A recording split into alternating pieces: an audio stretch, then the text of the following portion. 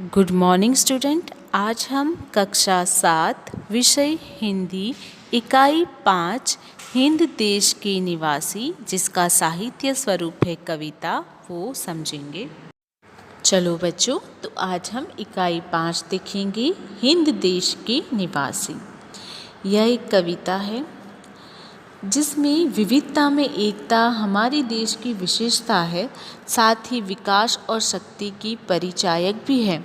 मानवीय एवं प्राकृतिक विविधताएं होने पर भी उसमें अभिन्न एक सूत्रता है। विभिन्न दृष्टांतों द्वारा इस काव्य में भारत को भव्यता एवं दिव्यता का गान किया गया है। कवि ने क्या कहा है कि भारत एक निराला देश है। यहाँ अनेक जातियों, धर्मों और भाषाओं के लोग रहते हैं। यहाँ प्रकृति के भी अलग अलग रूप पाए जाते हैं।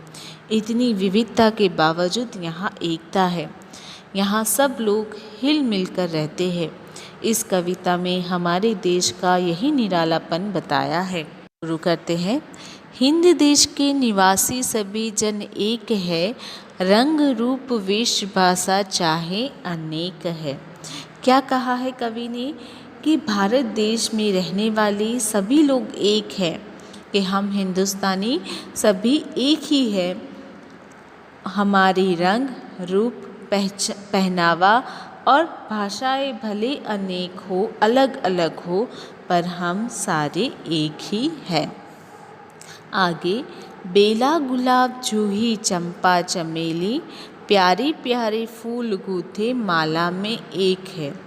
कवि ने यही अलग अलग फूलों की माला के बारे में बताते हुए कहा है कि जैसे बेला, गुलाब, जूही, चंपा, चमेली आदि फूल अलग अलग होते हैं, परंतु ये प्यारे प्यारे फूल जब एक माला में गुंथने पर एक ही बन जाते हैं, उसी तरह अलग अलग होकर भी सारे भारतवासी एक हैं। आगे, कोयल की कूक न्यारी, पपीहे की टेर प्यारी, गा रही तराना बुलबुल, राग मगर एक है। क्या कहा है कवि ने? यहाँ पंछियों की बोली से कवि ने हमारे एकता का महिमा का दर्शन करवाया है कि कोयल की बोली निराली होती है, पपीहे की बोली में अपनी मिठास होती है, बुलबुल का गीत भी अलग तरह का होता है। इन सब पक्षियों के गाने भले भी अलग अलग हो, पर उनका राग तो एक ही है। इस तरह अलग अलग बोली और भाषाओं बोलने वाले भारतवासियों की आवाज़ भी एक ही होती है। आगे देखते हैं।